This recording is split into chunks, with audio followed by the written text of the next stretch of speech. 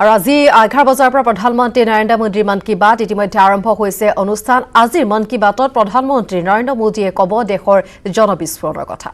ने जो दिखा दिया, जो सिखा दिया, वो कभी सोचा ही नहीं था। कोरोना से जुड़ी तमाम बातें उन्होंने लिखी हैं। इन चिट्ठियों में, इन संदेशों में मुझे एक बात जो कॉमन नजर आ रही है, खास नजर आ रही है, वो मैं आज आपसे शेयर करना चाहूंगा। अधिकतर पत्रों में लोगों ने देश के सामर्थ्य, देशवासियों की सामूहिक शक्ति की भरपूर प्रशंसा की है। जब जनता कर्फ्यू जैसा अभिनव प्रयोग पूरे विश्व के लिए प्रेरणा बना, जब ताली थाली बजाकर देश ने हमारे कोरोना वॉरियर्स का सम्मान किया था, एकजुटता दिखाई थी, उसे भी कई लोगों ने याद किया है। साथियों, देश के सामान्य से सामान्य मानवी ने इस बदलाव को महसूस किया है। मैंने देश में आशा का एक अद्भुत प्रभाव भी देखा है। चुनौतियां खूब आई, संकट भी अनेक आए।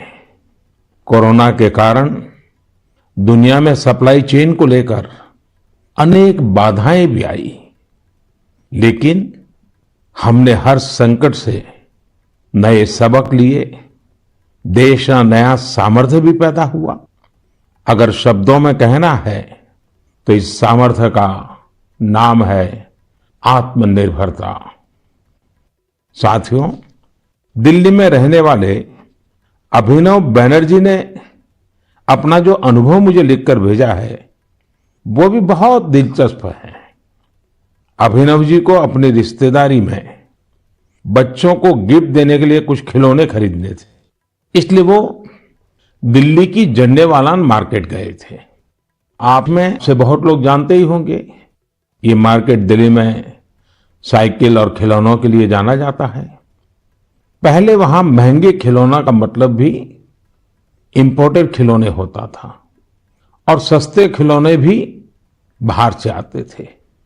लेकिन अभिनव जी ने चिट्ठी में लिखा है कि अब वहां के कई दुकानदार कस्टमर्स को ये बोल बोलकर टॉयज बेच रहे हैं कि अच्छे वाला टॉय है क्योंकि ये भारत में बना है, मेड इन इंडिया है। कस्टमर्स भी इंडिया मेड टॉयज की ही मांग कर रहे हैं। यही तो है ये सोच में कितना बड़ा परिवर्तन। यह तो जीता जागता सबूत है देशवासियों की सोच में कितना बड़ा परिवर्तन आ रहा है, और वो भी एक साल के भीतर भीतर। इस परिवर्तन को आंकना आसान नहीं है। अर्थशास्त्री भी इसे अपने पैमानों पर तोल नहीं सकते।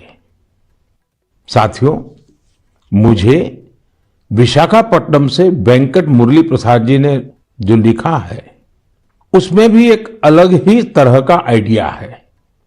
वेंकट जी ने लिखा है, मैं आपको 2021 के लिए, 2021 के लिए अपना एबीसी अटैच कर रहा हूं। मुझे कुछ समझ में नहीं आया कि आखिर एबीसी से उनका क्या मतलब है। तब मैंने देखा कि वेंकट जी ने चिट्ठी के साथ एक चार्ट भी अटैच कर रखा है। मैंने वो चार्ट देखा और फिर समझा कि एबीसी का उनका मतलब है आत्मनिर्भर भारत चार्ट, एबीसी। यह बहुत ही दिलचस्प है। वेंकट जी ने उन सभी चीजों की पूरी लिस्ट बनाई है जिन्हें वो प्रतिदिन इस्तेमाल करते हैं। इसमें electronics, stationery, self care items, उसके अलावा और भी बहुत कुछ शामिल है। वेंकट जी ने कहा है कि हम जाने अनजाने में उन विदेशी प्रोडक्ट्स का इस्तेमाल कर रहे हैं जिनके विकल्प भारत में आसानी से उपलब्ध है। अब उन्होंने कसम खाई है कि मैं उसी प्रोडक्ट का इस्तेमाल करूंगा जिनमें हमारे देशवासियों की मेहनत और पसीना लगा हो। साथियों, लेकिन इसके साथ ही उन्होंने कुछ और भी ऐसा कहा है जो मुझे काफी रोचक लगा है।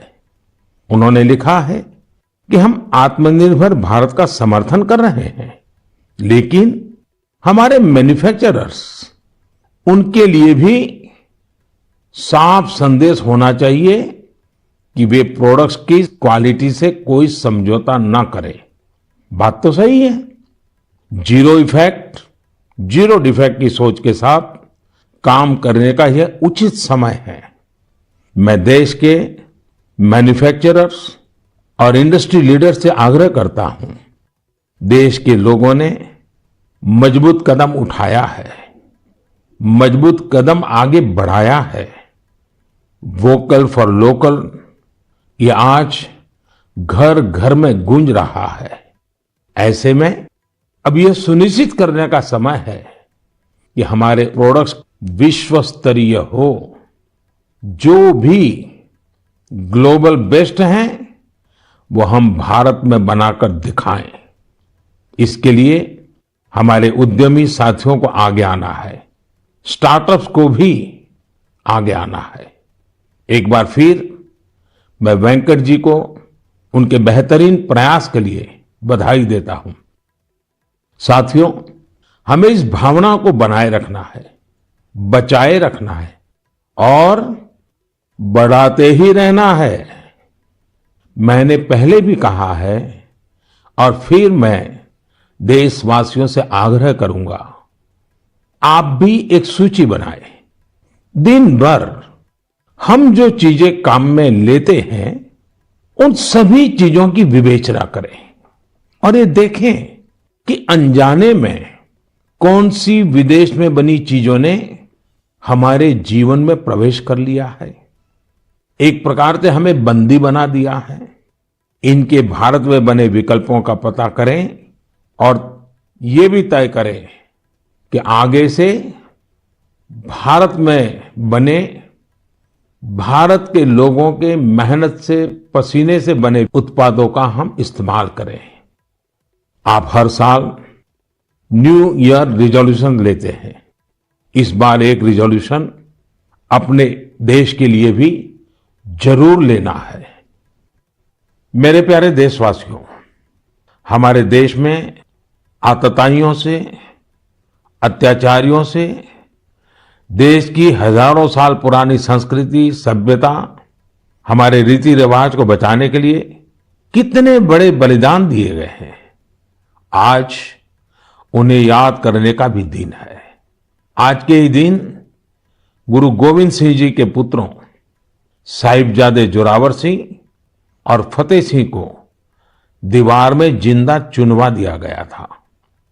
अत्याचारी चाहते थे कि साहिबजादे अपनी आस्था छोड़ दे, महान गुरु परंपरा की सीख छोड़ दे, लेकिन हमारे साहिबजादों ने इतनी कम उम्र में भी गजब का साहस दिखाया, इच्छा शक्ति दिखाई। दीवार में चुने जाते समय पत्थर लगते रहे, दीवार ऊंची होती रही, मौत सामने मंडरा रही थी, लेकिन फिर भी वो टस से मस नहीं हुए। आज ही के दिन गुरु गोविंद सिंह जी की माता जी, माता गुजरी ने भी शहादत दी थी। करीब एक सप्ताह पहले श्री गुरु तेग बहादुर जी की भी शहादत का दिन था। मुझे यहां दिल्ली के गुरुद्वारा रकाबगंज जाकर गुरु तेग बहादुर जी को श्रद्धा सुमन अर्पित करने का, मत्था टेकने का अवसर मिला। इसी महीने श्री गुरु गोविंद सिंह जी से प्रेरित अनेक लोग जमीन पर सोते हैं। लोग श्री गुरु गोविंद सिंह जी के परिवार के लोगों के द्वारा दी गई शहादत को बड़ी भावपूर्ण अवस्था में याद करते हैं। इस शहादत ने संपूर्ण मानवता को, देश को नई सीख दी। इस शहादत ने हमारी सभ्यता को सुरक्षित रखने का महान कार्य किया। हम सब इस शहादत के कर्जदार हैं। एक बार फिर मैं श्री गुरु तेग बहादुर जी, माता गुजरी जी, गुरु गोविंद सिंह जी और चारों साहिबजादों की शहादत को नमन करता हूं। ऐसे ही अनेकों शहादतों ने भारत के आज के स्वरूप को बचाए रखा है, बनाए रखा है। मेरे प्यारे देशवासियों, अब मैं एक